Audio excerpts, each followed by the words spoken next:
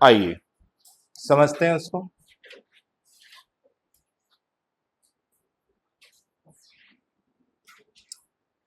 Work done by variable force, variable force. ठीक।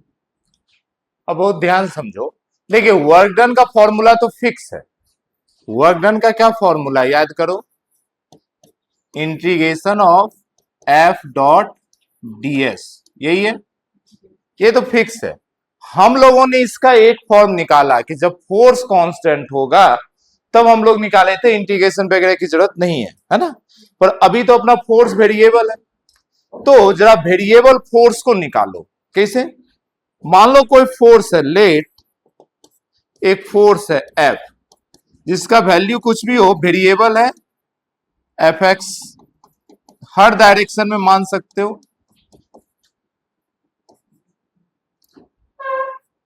ठीक है, हम लोग मान लिए कि कोई एक फोर्स है ना, उसकी एक वैल्यू होगा अपना। अब वैल्यू हर डायरेक्शन में कुछ भी हो सकता है।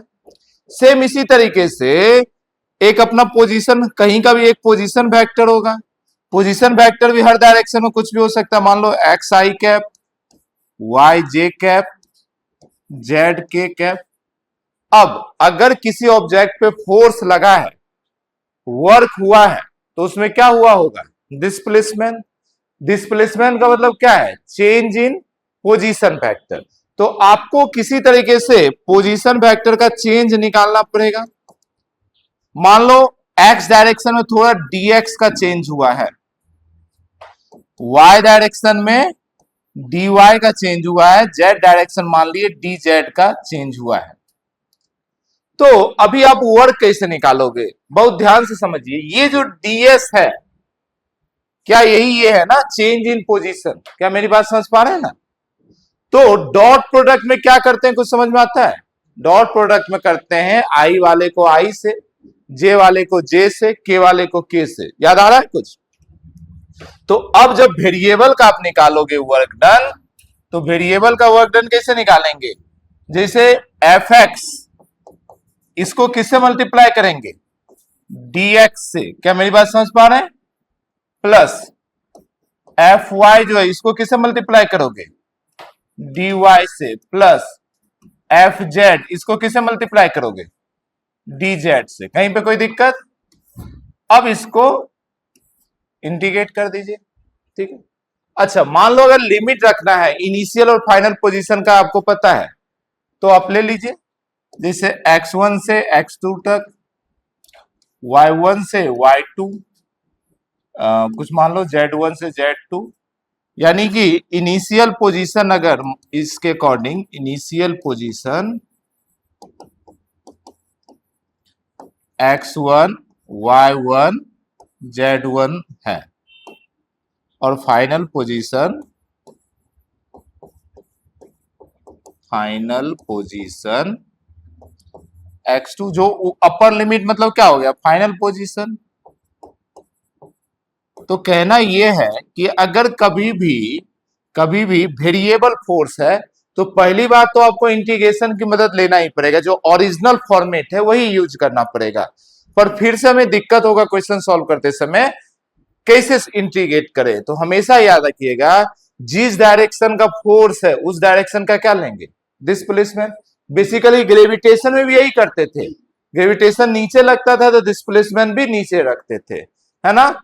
इस तरीके से हम कर देंगे और लिमिट रख देंगे। क्लियर है ना मेरी बात? चलिए नोट कर लीजिए, बाकी तो प्रैक्टिस करने से हमें। फिजिक्स में क्या है, क्वेश्चन करके ही आपका कंसेप्ट क्लियर होगा। थ्योरेटिकल तो आपको समझ में आ गया, अब इस पे क्वेश्चन करेंगे तो अभी और आपकी कंसेप्ट क्लियर होते चला जाएगा।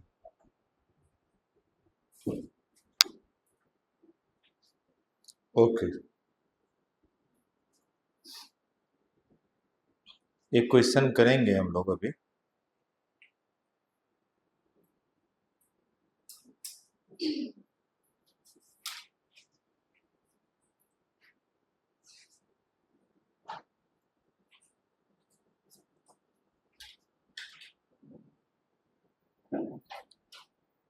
लिखिए, अ फोर्स लिखिए a force,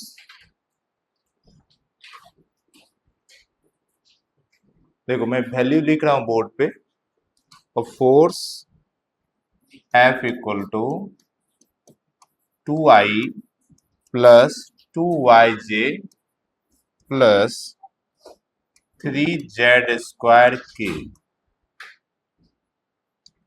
is acting on an object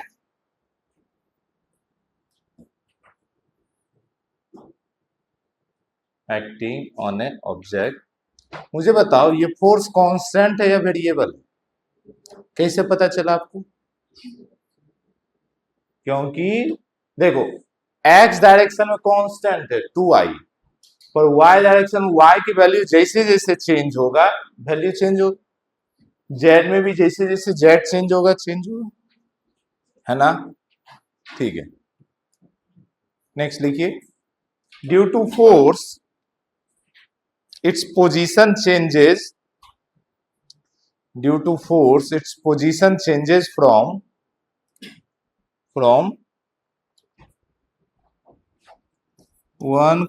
2, 1 to 2, 3, 0.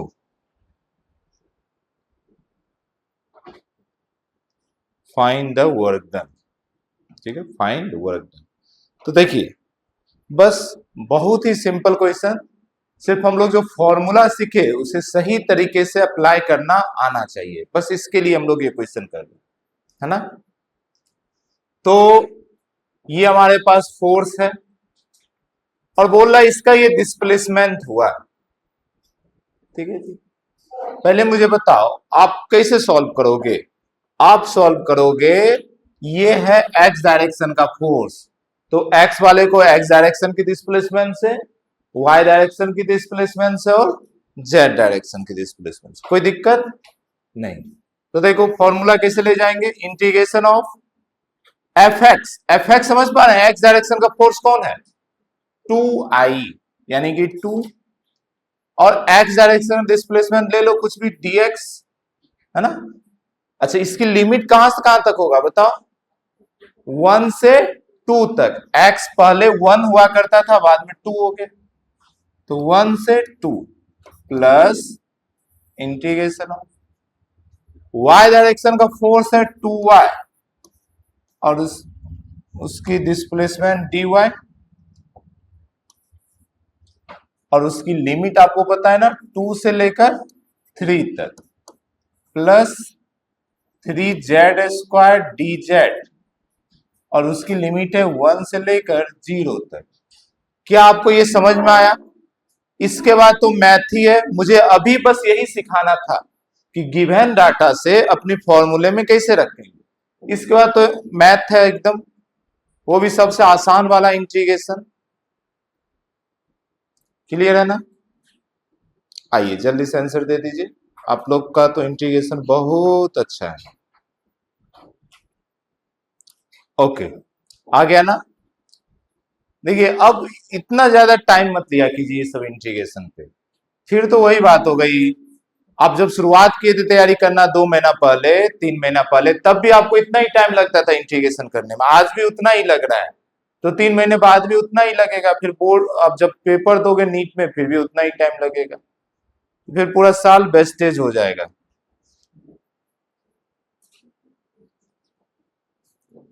हाँ जी, कितना आ गया? लो बोलो, मत बोलो, मैं भी बैठा हूं ना। ऐसा हम लोग ना 9 ऐसा चालू किया करेंगे ना, आप कुछ बोला करना ना हम, फिर 10:30 में दोनों आदमी चला जाएगा, पूरी क्लास ऐसा ही रोज होगा। अरे मंदबुद्धि इंसानों, पढ़ रहे हो काहे के लिए, जवाब ही नहीं दे रहे। 6 जूल है ना? हाँ बोलो ना, 6 जूल बोलने में क्या जा रहा है, 6 जूल हो गए। वर्क का यूनिट जूल होता है, इस पूरे को सॉल्व करेंगे 6 जूल आएगा, है ना? बेसिक मैथ है। आइए आगे बढ़ेंगे, 2-4 प्रैक्टिस करो, नेक्स्ट टॉपिक पे मूव करेंगे। प्लीज आंसर दे, नहीं तो मैं ना सर पकड़ पकड़ के ऐसा आप लोग का निकालूंगा आंसर। हद्दी इंसान, पागल इंसान हो तुम, बोलने का नाम ही नहीं ले रहे। सामने वाला माइक लगा लगा चिल्ला चिल्ला बोल रहा है, इधर सामने वाला कुछ बोल ही नहीं। चलो जी, तो बढ़े ना, बढ़े, नेक्स्ट बढ़े। हेलो, चलो आइए देखिए, कई बार जो है ना आपको ना पाथ दिया रहेगा, मान लो एक पाथ दे दिया आपको, एक पाथ दे दिया आपको, ग्राफ जैसा कुछ भी, ओके।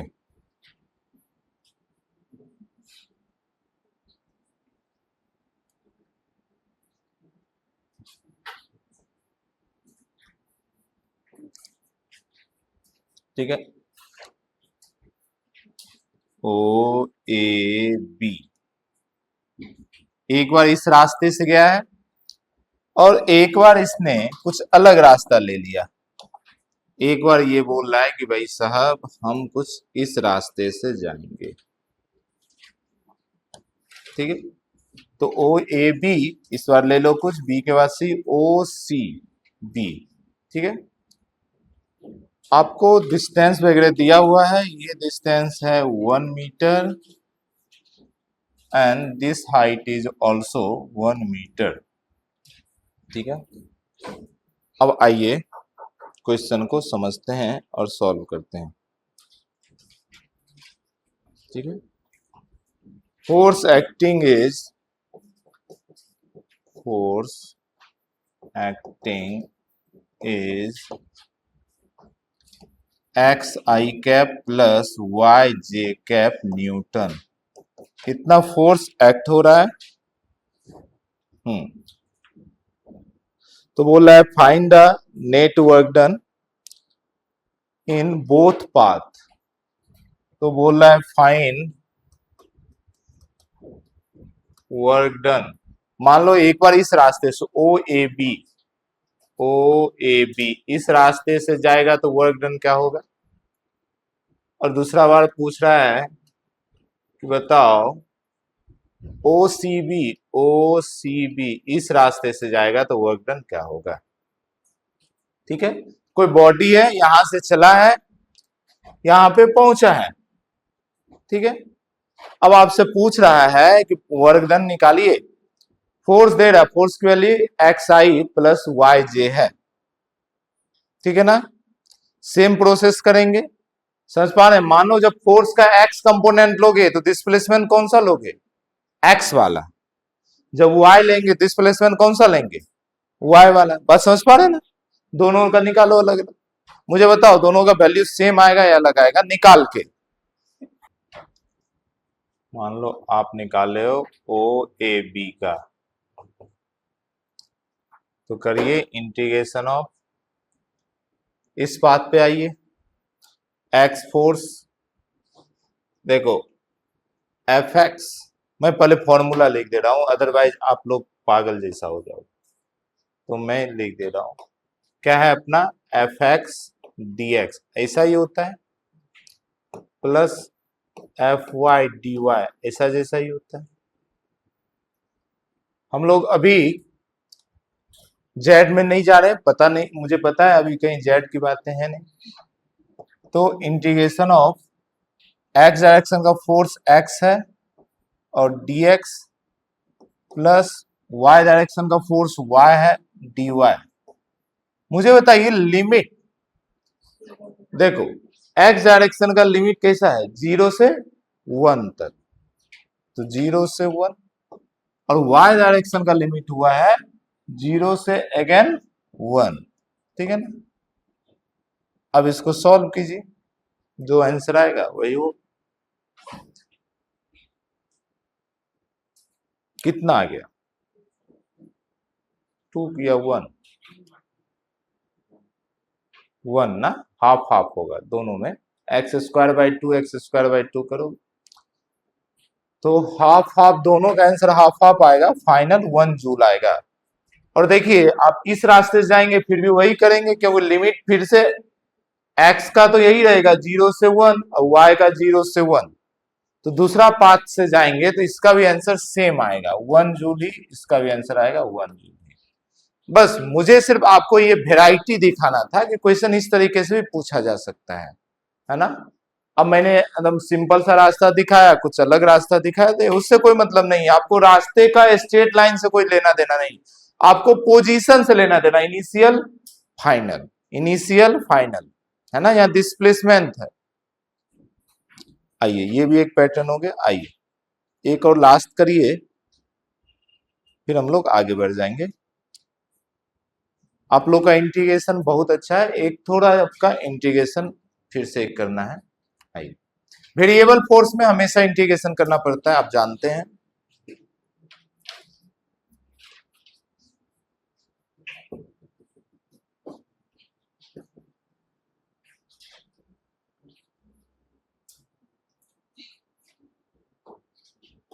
ओके, करें नेक्स्ट क्वेश्चन करें। आइए लिखिए, a position vector of particle is given by, position vector of particle is given bye,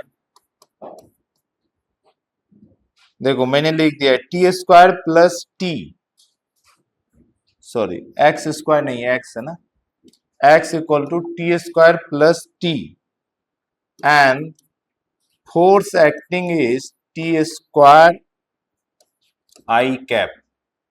ठीक, चलो इसमें भी आई लिख दो, नहीं भी लिखोगे चलेगा, क्योंकि एक्स है तो आपको समझ में आ रहा है आई डायरेक्शन में है। Okay, full stop. Find work done in 2 second, find work done in 2 second, 2 second में कितना वर्क डन होगा ये निकालना है। ठीक है,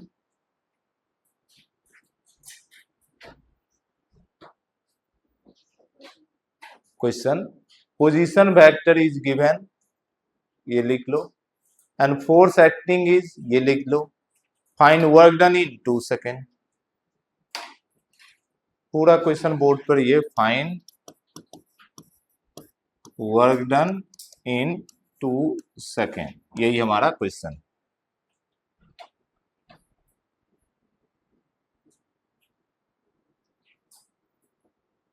ट्वेंटी फोर और आइए देखिए, थोड़ा सा आप लोग कहीं पे इंटीग्रेशन में मिस्टेक किए, देख लो फिर से। ठीक, देखिए फॉर्मूले में तो कोई दिक्कत नहीं, मेरा फिजिक्स में तो आपको दिक्कत नहीं है ना। इंटीग्रेशन ऑफ क्या करोगे, एफ डी एक्स, यही करोगे ना। अभी तो सब एक्स वाला ही है ना, वाई वाला भी लेने का कोई मतलब नहीं है। और लिमिट जो भी रख दोगे x1 से x2 तक, ऐसा ही कुछ होगा। तो फिजिक्स तो यहीं पे खत्म हो गया कि आपको इतना पता है कि x डायरेक्शन में फोर्स x का लेना है, डिस्प्लेसमेंट x का। यहां देखने से आ रहा है कि सारा काम x में ही हो रहा है। आइए अब यहां के बाद मैथ चालू होता है कि देखिए x डायरेक्शन का फोर्स कितना है, तो सारा फोर्स x का, ये टी स्क्वायर, तो आप इंटीग्रेशन लिए टी स्क्वायर, ठीक है, इनटू क्या लेंगे, dx। ये dx का वैल्यू है क्या, नहीं, ये तो पोजीशन वेक्टर है उसका, बात समझ पा रहे ना, dx। अच्छा लिमिट कहां से कहां तक, वो भी कुछ नहीं दिया है आपको, दिया है क्या, नहीं दिया है, बस वो टाइम दे रहा है कि 0 से 2 सेकेंड का है, x का कोई लिमिट नहीं दे रहा। अब मुझे बताओ क्या यहां पे इसको इंटीग्रेट कर सकते हैं, नहीं, t को x का फंक्शन थोड़ा ये जो इंटीग्रेट करोगे, बात समझ पा रहे हैं, ये तो टाइम का फंक्शन है। तो अब किसी तरीके से कुछ ना कुछ तो बदलना पड़ेगा, या तो इस टाइम को बदल दो x में, यहां से बदल सकते हैं ना, या इस dx को बदल दो किसमें, dt में, बात समझ पा रहे हैं। पर जो काम होगा यहीं से होगा। तो आपके पास मालूम है x equal to t square plus t, आपके पास दो ऑप्शन है, या तो टी स्क्वायर की वैल्यू कुछ ऐसा रखिए x में, प्योर x में, t में नहीं, या फिर आप dx का रख दीजिए वैल्यू। तो मुझे तो dx का रखना आसान लग रहा है, दोनों साइड डिफरेंशिएट कर दीजिए, ये हो जाएगा dx equal to 2t plus 1।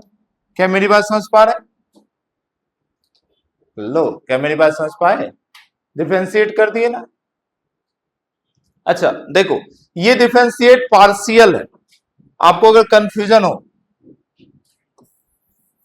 जैसे मैं लिख दे रहा हूं यहां पे, बहुत बच्चों को देखकर, differentiating both side, differentiating both side with t, with respect to t, या जैसे भी लिखिए विथ t। देखो तो ये हो गया dx बाई dt, देखो x को t के रिस्पेक्ट में dx बाई dt ऐसा लिखे, ये t के रिस्पेक्ट में होगा ना जी, ये क्या हो जाएगा 2t और +1, कहीं पे कोई दिक्कत? पर मुझे सिर्फ क्या चाहिए, dx, तो dt को उधर भेजोगे तो dx इक्वल टू क्या होगा, 2t dt प्लस dt। क्या आपको ये बातें समझ में आया? अब उस dx की जगह पे उसकी वैल्यू रखोगे तो नाउ आ जाइए, वर्क डन क्या हो गया, इंटीग्रेशन ऑफ टी स्क्वायर और dx की ये लंबी सी कहानी 2t dt प्लस dt। ये देखो इंटीग्रेशन ऑफ, इसको तोड़ो, 2t³ dt, क्लियर है ना जी? प्लस अलग अलग इंटीग्रेशन दे तो आप जानते हैं, कोई दिक्कत नहीं। ये हो गया t² dt। नाउ आप लिमिट पुट कर सकते हैं, क्या पुट कर सकते हैं? टाइम का वैल्यू बोल रहा है 2 सेकेंड, सब कुछ तो टाइम ही है ना। कहां से कहां तक, 0 से 2 सेकेंड, 0 से 2 सेकेंड, है ना। अब तो कोई दिक्कत नहीं है, इसके बाद तो आप आराम से कर पाएंगे, कर लीजिए। फिर भी करना आप ही को है, मेरा काम सिर्फ आपको एक समझाना है चीजें, डायरेक्शन, पर वर्क आप खुद से ही करें। साथ में आपको समझ में आ रहा है आप कहां पे मिस्टेक किए थे? आप ना टाइम को एक्स के रिस्पेक्ट में इंटीग्रेट कर दिए थे, जो कि बेसिक तरीके से गलत है। सॉल्व करके कुछ 32/3 ऐसा कुछ आएगा, देखो जरा, 32/3 जूल ऐसा कुछ आने वाला होगा। आ जाइए, हो जाए तो जल्दी करेंगे, जल्दी।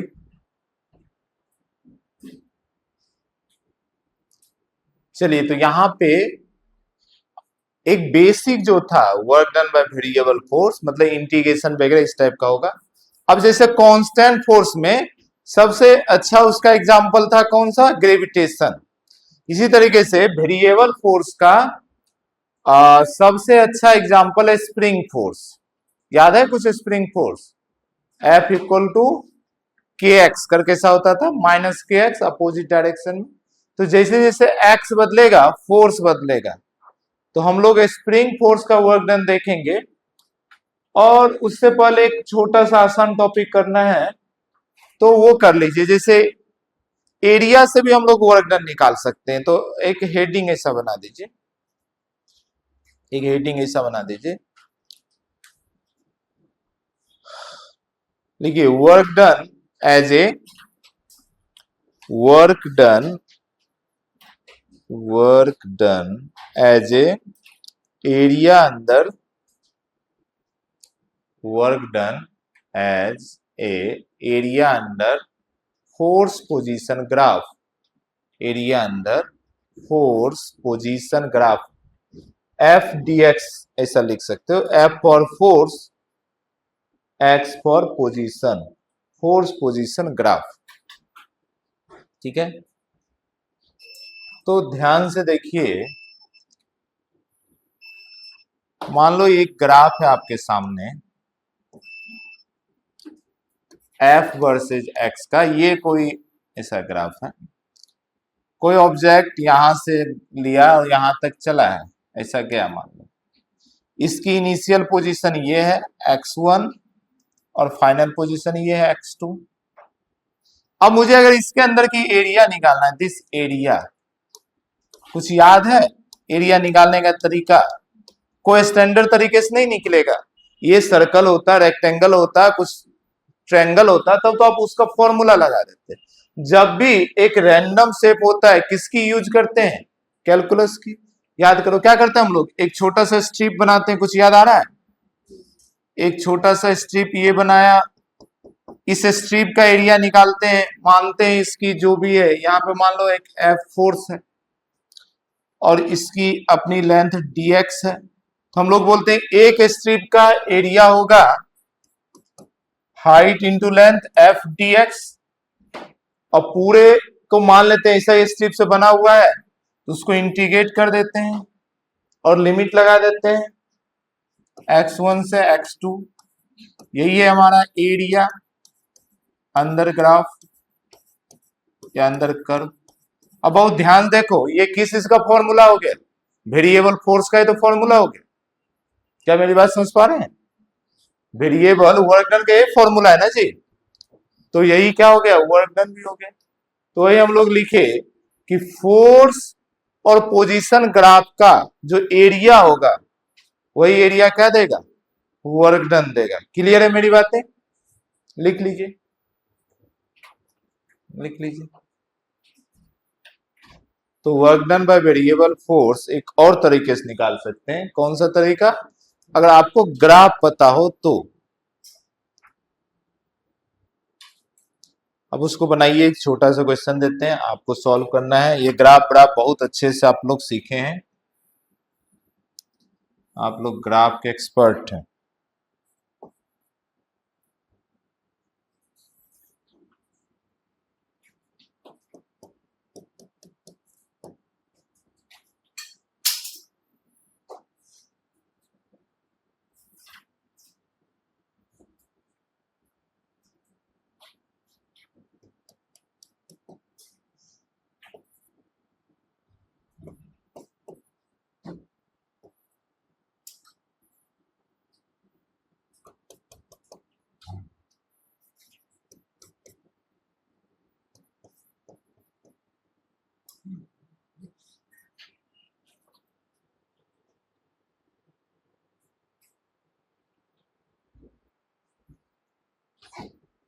चलिए इसे बनाइए।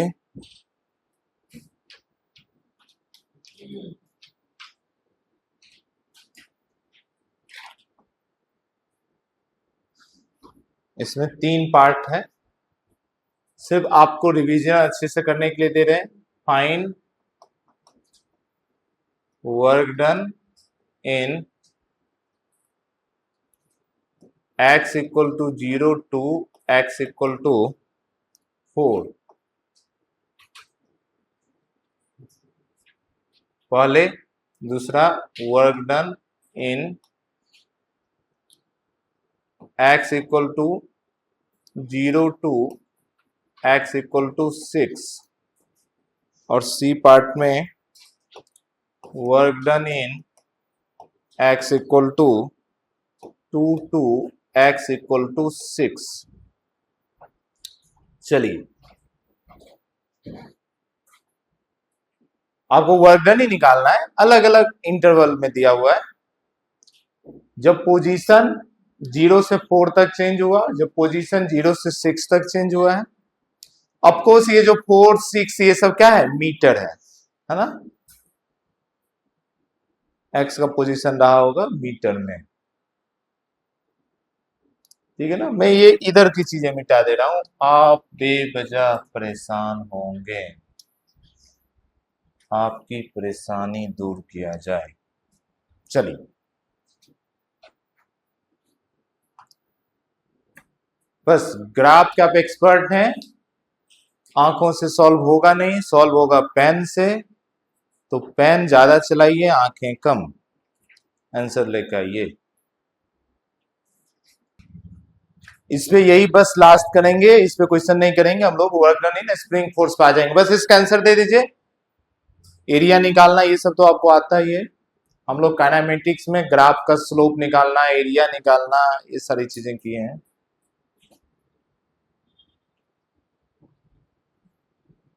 इवन द सेम ग्राफ, बस यहाँ पे नाम बदल गए, वर्क एरिया वगैरह तो निकाले ही होंगे काइनेमेटिक्स में। अच्छा, प्रोसेस कैसे करोगे? अरे इसका एरिया निकलेगा नहीं, ये पूरा ट्रायंगल है। कितना आएगा ये एरिया, जल्दी बताओ।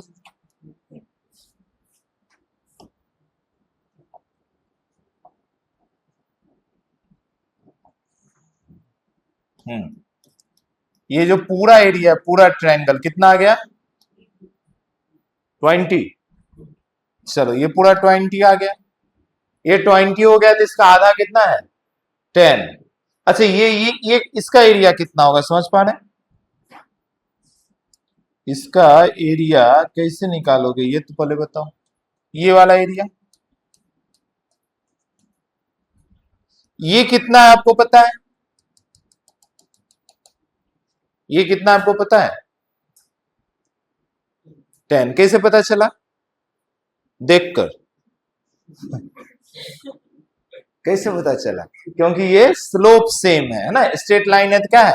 स्लोप सेम है। समझ पा रहे ना? स्ट्रेट लाइन है तो स्लोप सेम है, मतलब ये जो एंगल है, ये जो एंगल है वही एंगल ये है। स्ट्रेट सीधी लाइन गया ना, सीधी लाइन का स्लोप सेम होता है, हम लोग याद किए स्ट्रेट लाइन का स्लोप सेम। तो जो एंगल है वही एंगल ये, जब सेम एंगल है तो ये हाइट भी क्या रहेगा? सेम। कहीं पे कोई दिक्कत नहीं है। तो इसलिए ये 10 है, ये नहीं है कि क्वेश्चन में गिवन होगा, मतलब -10 है नीचे की तरफ। ठीक है, तो इसका एरिया कितना आ जाएगा? देखो, हाफ बेस का वैल्यू कितना? 2 और हाइट का वैल्यू -10। 2 से 2 कैंसिल, क्या आ गया? -10। ऐसे भी समझो पूरा 20 था तो आधा 10, तो ये भी 10। माइनस क्यों आया? क्योंकि यहां पर फोर्स निगेटिव डायरेक्शन में है, डिस्प्लेसमेंट पॉजिटिव डायरेक्शन में। फोर्स की डायरेक्शन कैसा है जी? निगेटिव। और डिस्प्लेसमेंट एक्स की डायरेक्शन कैसा है? पॉजिटिव। तो एक निगेटिव एक पॉजिटिव, तो क्या मिलेगा? निगेटिव। फोर्स और डिस्प्लेसमेंट अपोजिट डायरेक्शन में है, इसलिए वर्क डन निगेटिव मिला। अब तो बस कुछ कहानी ही नहीं बचा आपका।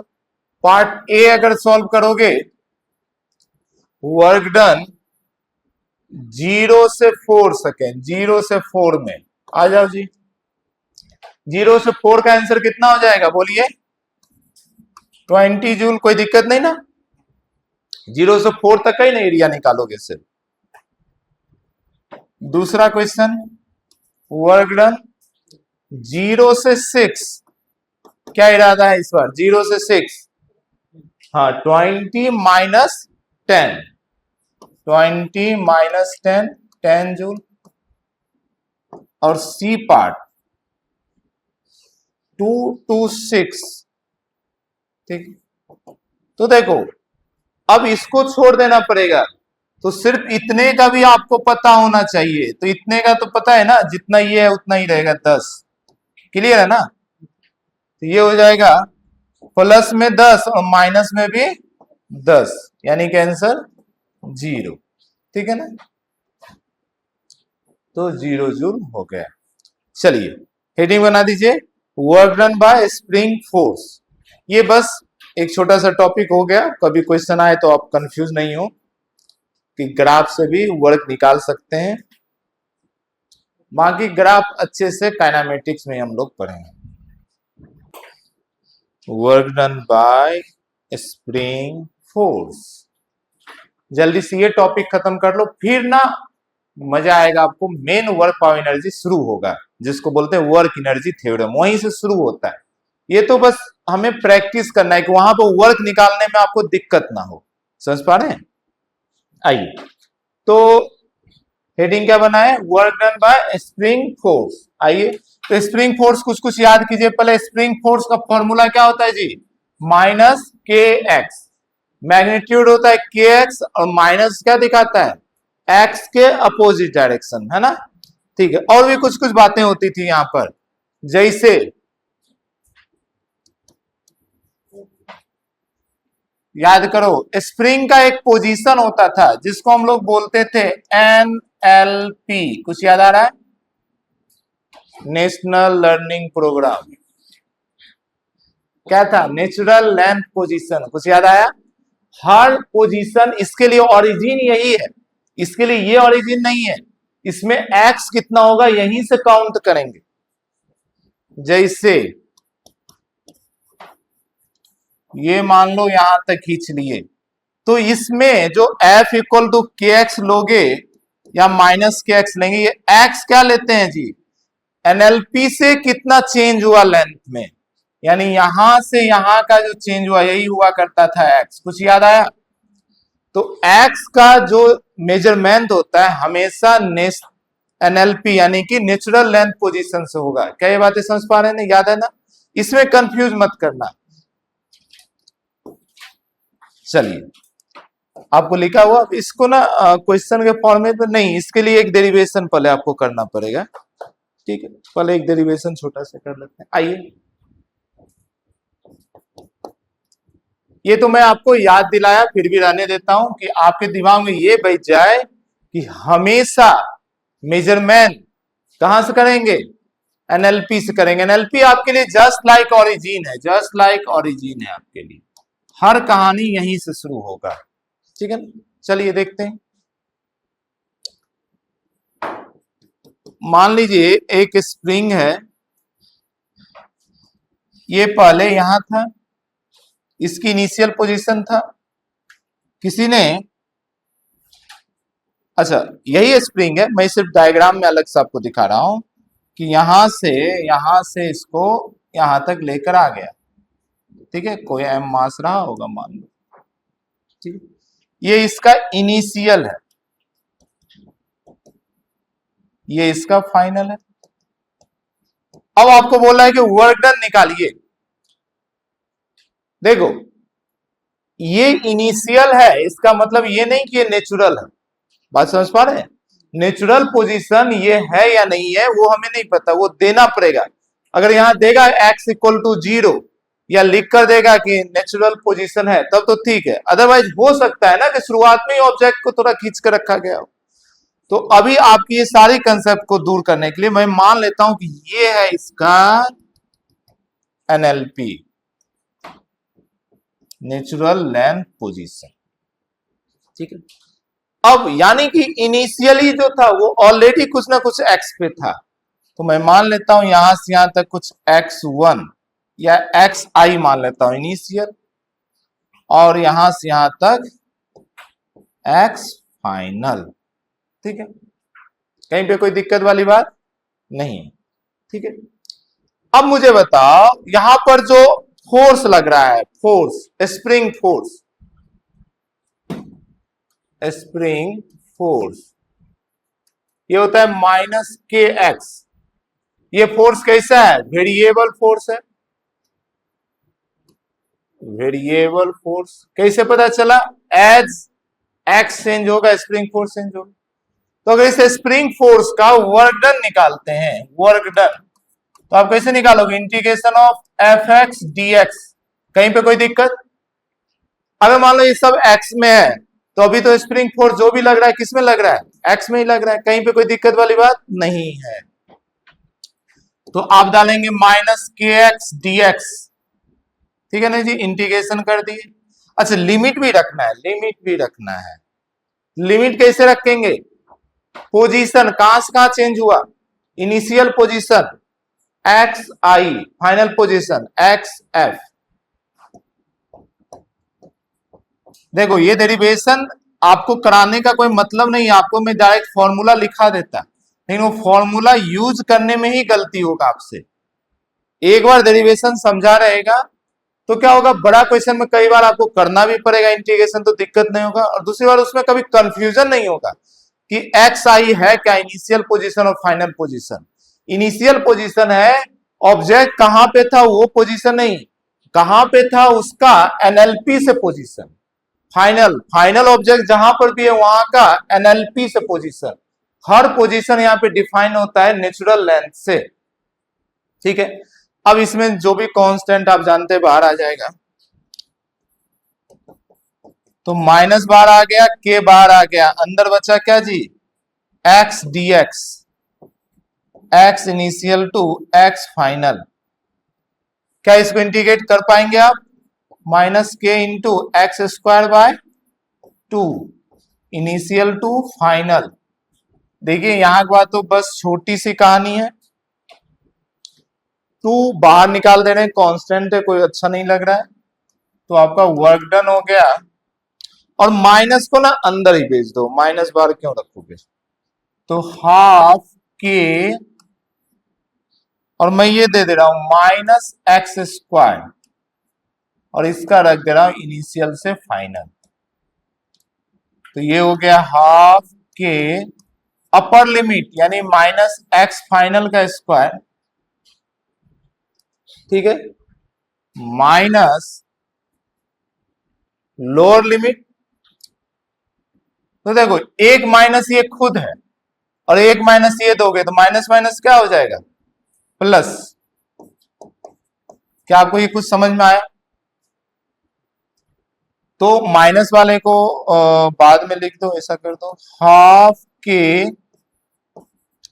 एक्स इनिशियल का स्क्वायर माइनस एक्स फाइनल का स्क्वायर, यही हो गया आपका work done of spring, work done of spring force, work done of spring force, half के एक्स इनिशियल का स्क्वायर माइनस फाइनल का स्क्वायर। बोलो बोलो बोलो, कहां पे दिक्कत है?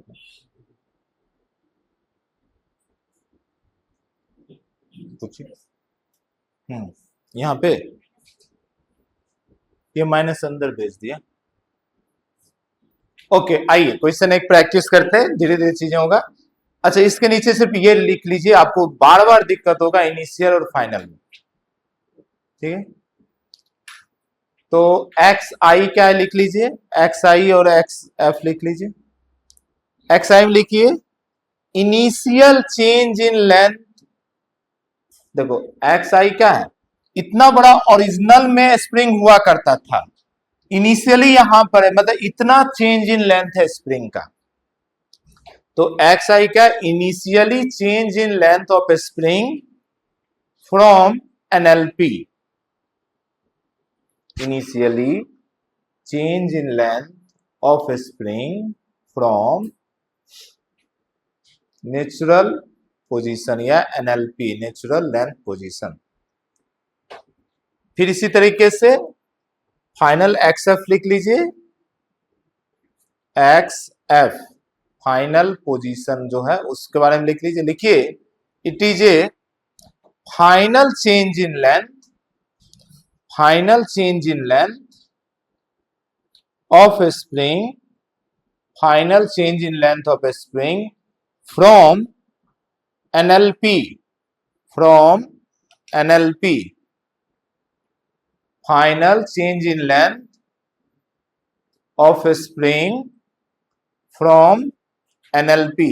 देखिए ध्यान देने वाली बात है, यहां पर एक्स एफ जो है हमारा ये नहीं है, यहां से यहां का नहीं है, ये नहीं कि इनिशियल से फाइनल निकाल लेंगे। मैं फिर से समझा रहा हूं, गलती होगा, सारा कुछ स्टार्टिंग कहां से होना है, क्या मेरी बात समझ पा रहे हैं ना, सारा कुछ यहीं से होना है। एक और मिस्टेक होता है क्या हमसे, देखो इसमें जहां पे जो साइन था, जैसे फोर्स, फोर्स का फॉर्मूला साइन के साथ होता है माइनस के एक्स, तो अपन इसमें वैल्यू रखे हैं साइन के साथ, समझ पा रहे हैं? यानी साइन कन्वेंशन आपका इंक्लूड है इस फॉर्मूले में, क्या मेरी बात समझ पा रहे हैं? अब दोबारा अगर साइन कन्वेंशन लगाते हो तो आंसर गलत हो जाएगा। तो बहुत सारे आत्माएं इतना बुद्धिमान होते हैं, सब कुछ सॉल्व कर देंगे, उसके बाद में एक माइनस साइन लगा देता है, बोलता है सर स्प्रिंग फोर्स, तो ऑब्जेक्ट आगे जाएगा तो स्प्रिंग तो पीछे ना लगाएगा फोर्स, तो ये वर्क डन कैसा हो गया, निगेटिव, है ना? वो निगेटिव होगा पॉजिटिव होगा, उसीलिए तो ये माइनस लगाए थे, फिर से तुम क्यों माइनस लगा रहे हो, क्या मेरी बात समझ पा रहे हैं? तो अब इसमें आपको अपने मन से साइन कन्वेंशन नहीं सोचना है, आप पहले सोच लिए थे कि फोर्स पीछे लग रहा है, इसलिए आप यहाँ माइनस के एक्स लिखे हैं, यहाँ इंटीग्रेशन करते समय आपने माइनस के एक्स लेकर किया इंटीग्रेशन, यानी आप पहले एक बार चीज को बोल दिए कि निगेटिव है, फिर लास्ट में एक बार फिर से बोलो निगेटिव, तो दो निगेटिव मिलकर पॉजिटिव हो जाएगा, बात समझ पा रहे हैं? फिर आपका आंसर गलत हो जाएगा। यानी कि अब ये जो इंटीग्रेशन है या इसका आंसर वैल्यू पुट करोगे, जो आंसर आएगा प्लस में माइनस में वही आपका आंसर होगा, फिर उसमें जबरदस्ती दिमाग नहीं लगाना, प्लस भी आंसर आ सकता है, प्लस भी आंसर आ सकता है। अगर ऑब्जेक्ट को यहां पहले इनिशियल पोजीशन ये होता और छोड़ देते तो स्प्रिंग फोर्स इधर लगता ना, अब बॉडी भी इधर ही ना डिस्प्लेस होता, तो उस समय वर्क डन कैसा हो जाता, पॉजिटिव, क्या मेरी बात समझ पा रहे हैं? अगर मान लो यहां पे ऑब्जेक्ट है अभी फाइनल, इसको यहां से रिलीज करो तो स्प्रिंग फोर्स इधर लग रहा है ना जी, और ऑब्जेक्ट भी इधर ही ना जाएगा, तो उस समय वर्क डन कैसा मिलेगा, पॉजिटिव। तो जरूरी नहीं जबरदस्ती हर जगह दिमाग लगा के निगेटिव ले आना है, आपका इस वैल्यू में रखिए, इस फॉर्मूले में वैल्यू जो आएगा पॉजिटिव निगेटिव जीरो वही आंसर होगा, आपको नहीं सोचना है कि पॉजिटिव होगा या निगेटिव होगा, वो सारा हम लोग डेरिवेशन के समय इंक्लूड कर चुके हैं। क्या मेरी बात समझ में आया? एक्स आई इनिशियल पोजीशन कहां से लोगे? एनएलपी से। फाइनल कहां से लेंगे? एनएलपी से लेंगे। प्लस माइनस साइन ये देगा फॉर्मूला, आप अपने मन से नहीं लेंगे। आइए एक क्वेश्चन करते हैं बेसिक सा, एक क्वेश्चन करेंगे बेसिक सा।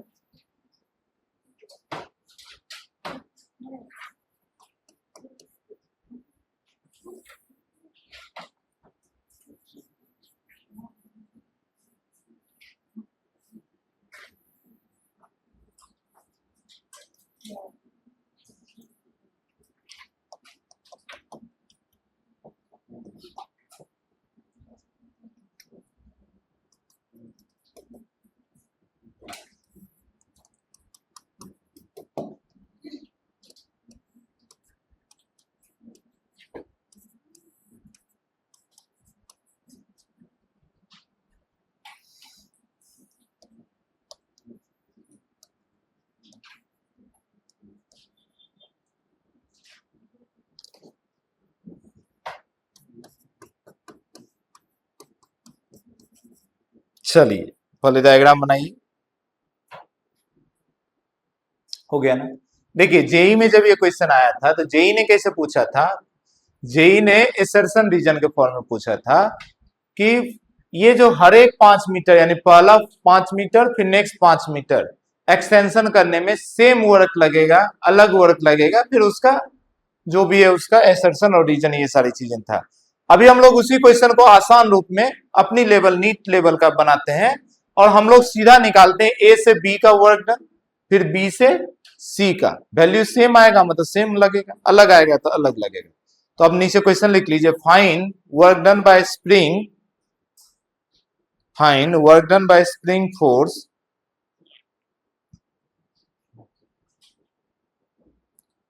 in A to B, in A to B and B to C and B to C। बस फॉर्मूला आपको पता है, वैल्यू रख दीजिए, आंसर आ जाएगा। सोचना ही नहीं, हाफ के है ना एक्स इनिशियल का स्क्वायर माइनस एक्स फाइनल का स्क्वायर, सोचना ही नहीं है। वैल्यू रखिए और जल्दी से आंसर दीजिए, ये सारी काम फास्ट।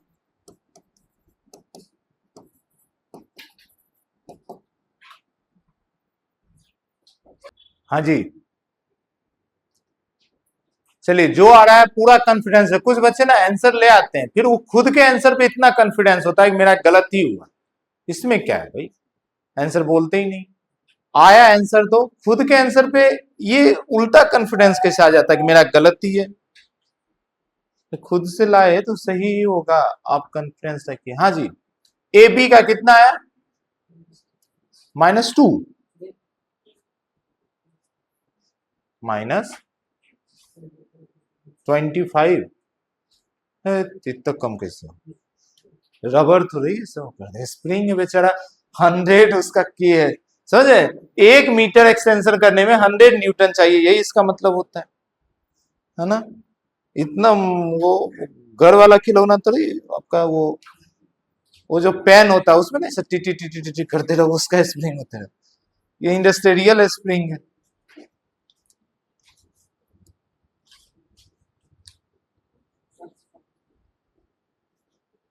हाँ 1250 ये आएगा आंसर, -1250 जूल। और ये फिर से माइनस ही या प्लस? माइनस। देखो ज्यादातर में माइनस ही आएगा। अभी देखो ऐसा खींचा जा रहा है तो स्प्रिंग फोर्स पीछे, एक्सटेंशन आगे, पर ये दिमाग में माइनस माइनस बैठा मत लेना कि स्प्रिंग फोर्स निगेटिव ही वर्क करेगा। अभी भी समझाए कि छोड़ोगे जब इधर आने लगेगा तो पॉजिटिव वर्क करेगा। हाँ जी माइनस, ठीक, यही आया ना? 3 टाइम्स आंसर मेरे पास है, 3 टाइम्स होगा। तो बीसी जो है 3 टाइम्स होता है, यही है ना? तो फाइनल जो जेई में सही आंसर था कि वर्क डन ऑफ बीसी जो है ये 3 टाइम्स होगा work done of A B. ठीक है, ये 3 टाइम्स है यानी कि 3750। हाँ ठीक है ना, दोनों नेगेटिव वर्क है। और के। आइए, आप लोग बुद्धिमान हो चुके हैं, देखिए कितना तुरंत आंसर निकाल दिए। इसी तरीके से निकालते रहिए। आइए नेक्स्ट क्वेश्चन पे मूव करते हैं। मिटाओ ना, बस वैल्यू ही तो रखना है, कुछ करना ही नहीं है, आप लोग पहले से बुद्धिमान हैं। आइए देखिए,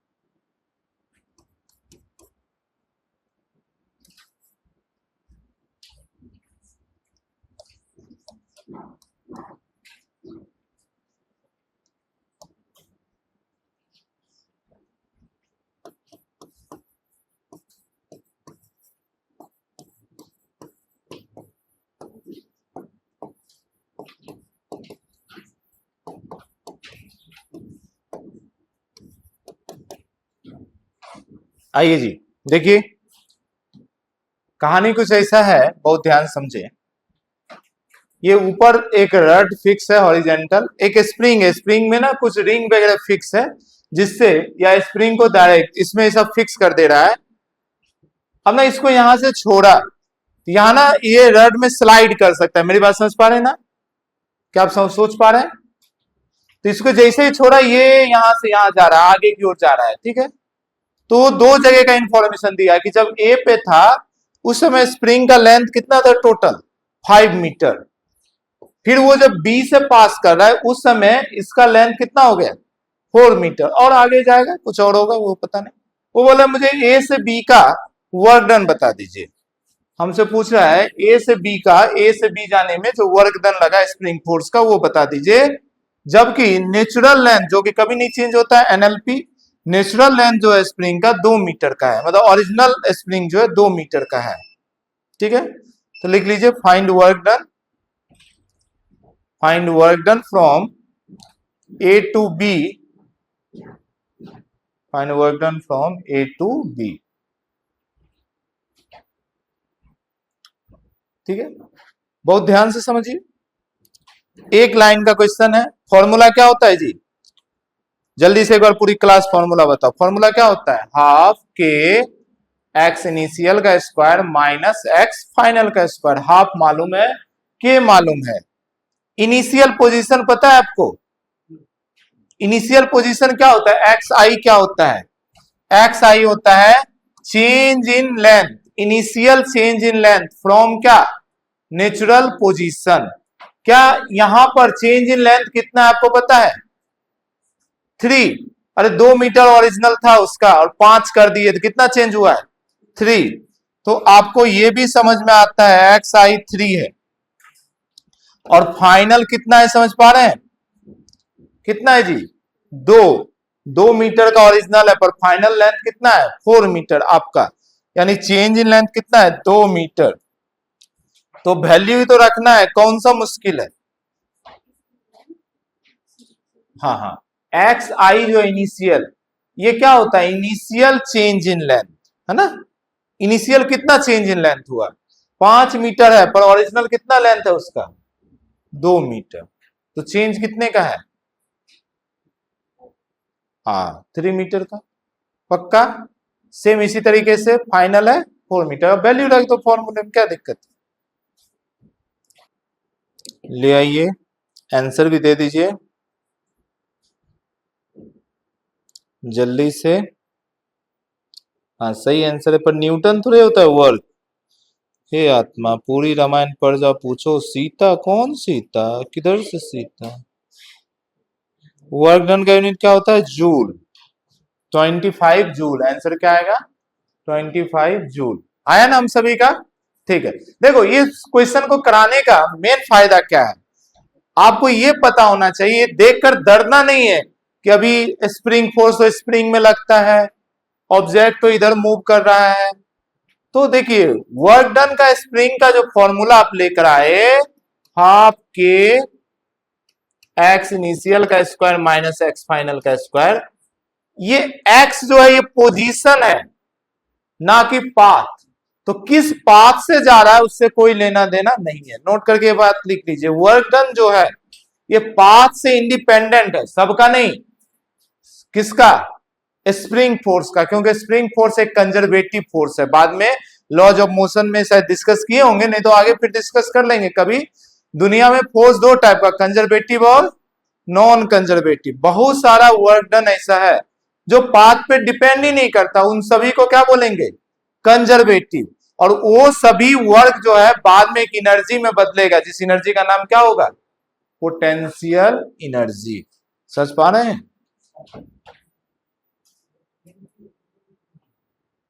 क्या बोल रहे हैं?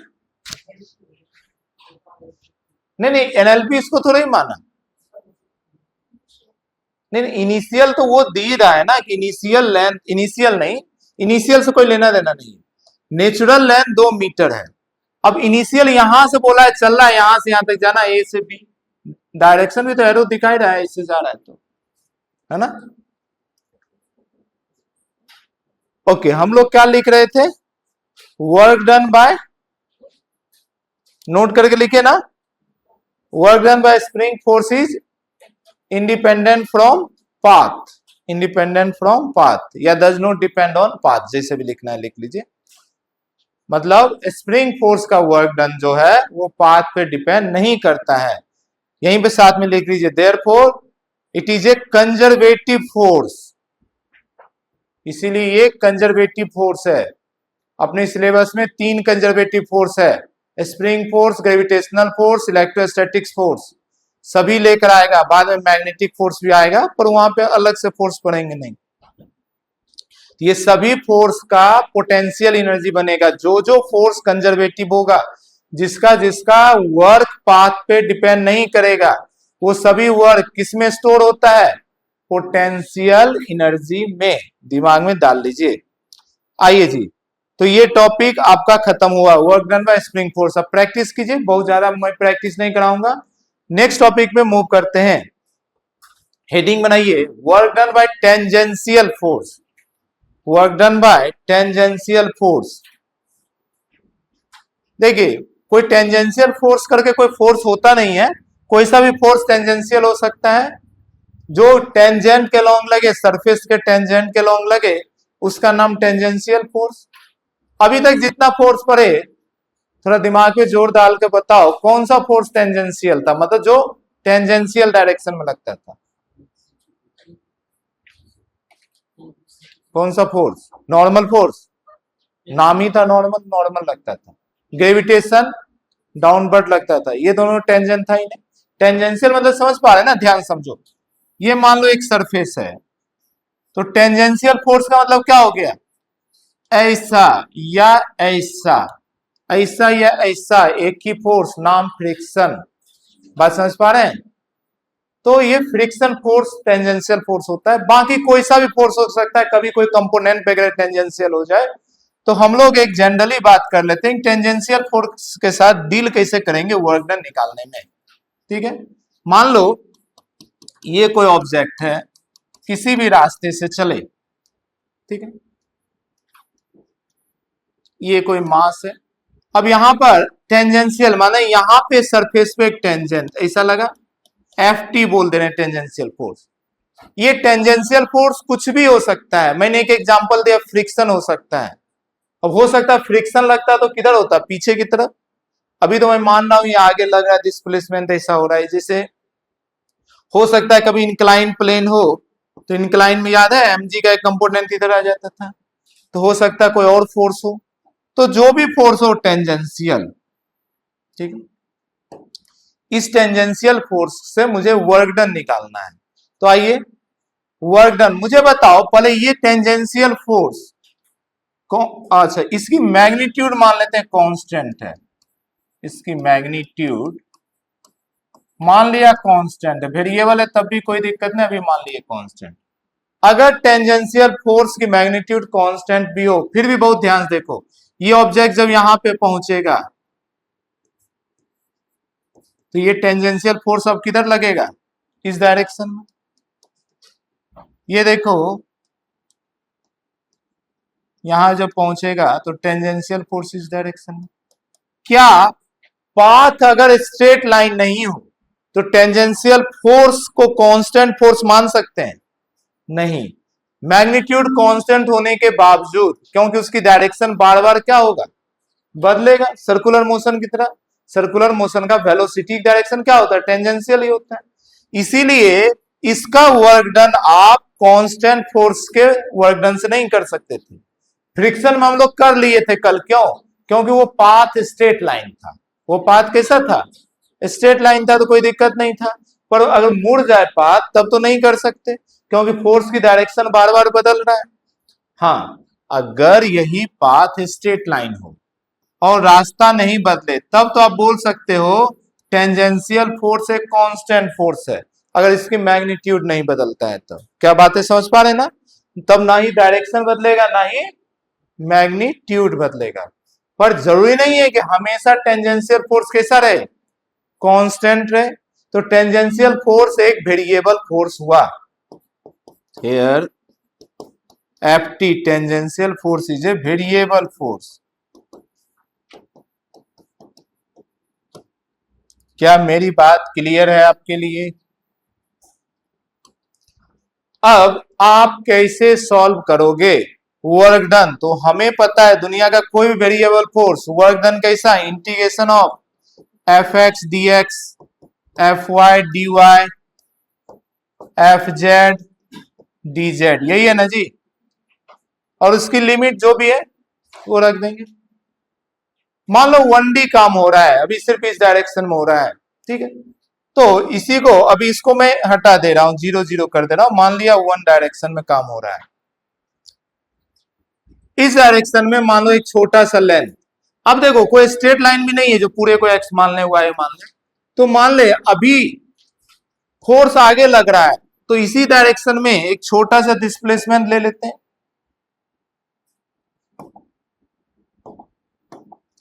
मान लो यहां पे एक छोटा सा डिस्प्लेसमेंट ले लो, कुछ भी ले लो, डीएल या डीएस जो भी लेना है।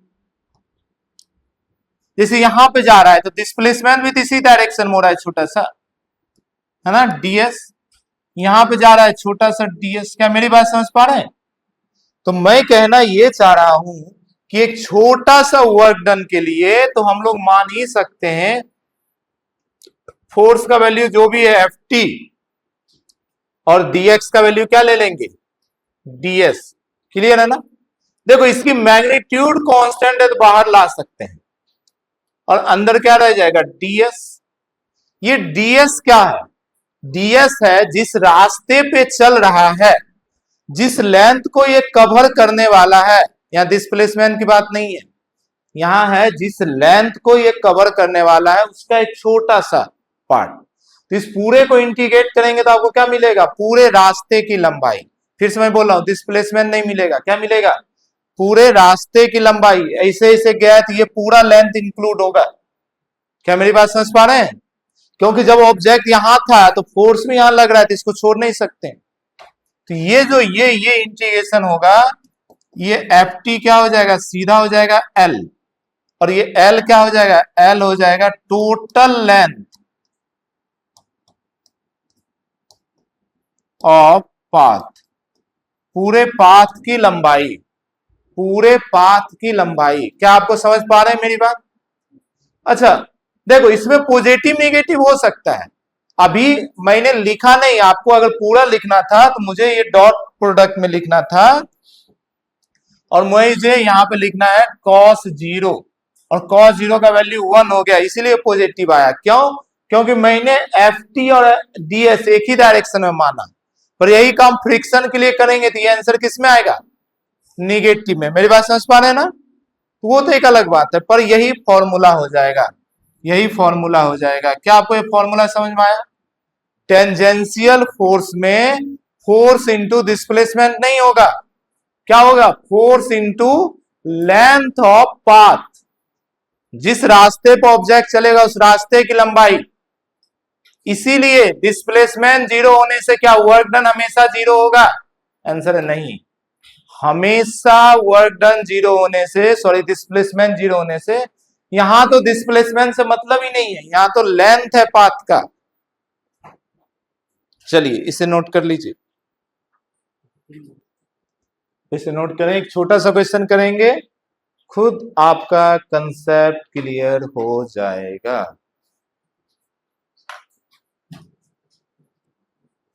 पॉजिटिव निगेटिव का मतलब समझ पा रहे हैं ना? अभी वर्क डन पॉजिटिव है क्योंकि आपने फोर्स और डिस्प्लेसमेंट सेम डायरेक्शन में माना है। कभी मान लो फोर्स आपका अलग डायरेक्शन में, डिस्प्लेसमेंट अलग डायरेक्शन में, तो वहां पे सेम नहीं मान सकते हैं।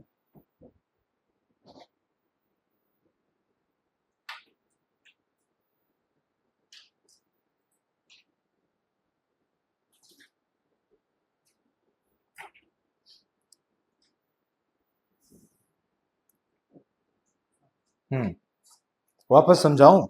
अभी एक एग्जांपल में आपको क्लियर हो जाएगा, टेंशन मत लीजिए। ये बातें सिर्फ याद रखिए। ये बातें क्या याद रखना है कि जब भी टेंजेंशियल फोर्स होगा तो वर्क डन कैसे निकालेंगे? फोर्स इनटू डिस्प्लेसमेंट नहीं, force into length, length of path ना। ठीक, देखिए एक क्वेश्चन करेंगे फिर मैं आपको छोड़ दूंगा, टेंशन मत लीजिए। घंटी बजने के बाद आधे बच्चे का मन बाहर चला जाता है। 2 मिनट अपने मन को बचा के रखिए, बाहर जाए भी तो अंदर लेकर आओ उसको।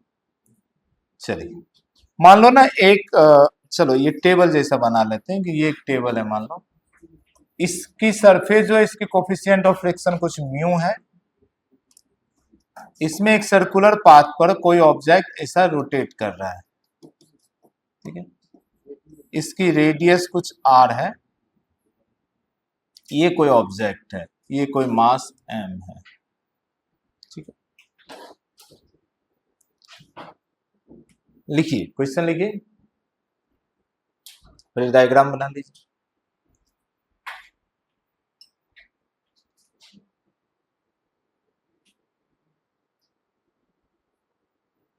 लिखिए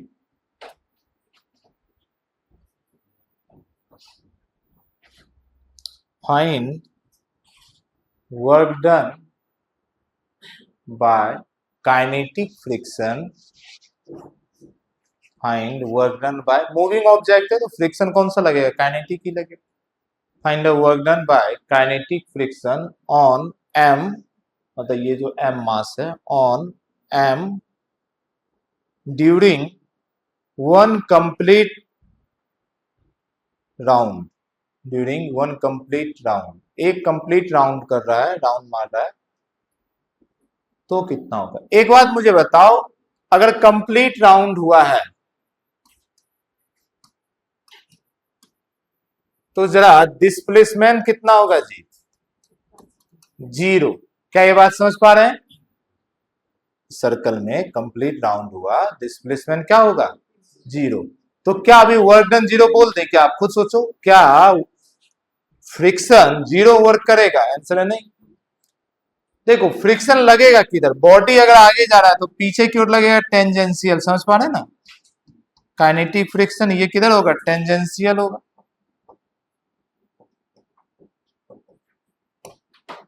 तो यहां पे उसी तरीके से निकालेंगे, वर्क डन बराबर tangential force into length. Tangential force कितना? म्यू एन, कहीं पे कोई दिक्कत? और माइन एल की वैल्यू कितना हो जाएगा? 2 पाई आर, और ये माइनस साइन। हेलो, आपको कुछ समझ पा रहे हैं? अरे फ्रिक्शन फोर्स का फॉर्मूला क्या? म्यू एन, काइनेटिक लिखना है म्यू के लिख दो, और अच्छे से, बहुत बच्चे नाराज हो रहे हैं म्यू के क्यों नहीं लिखा, लो मैं लिख दे, म्यू के एन। और लेंथ, लेंथ कितना होगा पूरे कंप्लीट राउंड का? 2 पाई आर। अब चाहो एन को एम जी भी लिख सकते हैं, अब चाहो तो एन निकाल लोगे, ऊपर एन होगा नीचे एम जी होगा, ये तो आप सब लॉज ऑफ मोशन में जानते हैं। इक्वल टू यहाँ पे mg हो जाएगा, तो हो जाएगा माइनस म्यू के mg 2πr। ठीक है, जिसको आगे लिखना है, जिसको पीछे लिखना है। अब देखो यहाँ पर माइनस साइन क्यों आ गया? क्योंकि माइनस साइन इसलिए आया कि ऑब्जेक्ट का डिस्प्लेसमेंट आगे की तरफ होगा और फोर्स लग रहा है पीछे की तरफ। ds का डायरेक्शन आगे है और ये है पीछे, तो फ्रिक्शन फोर्स का वर्क डन निगेटिव ही होगा। आज के लिए यहीं तक।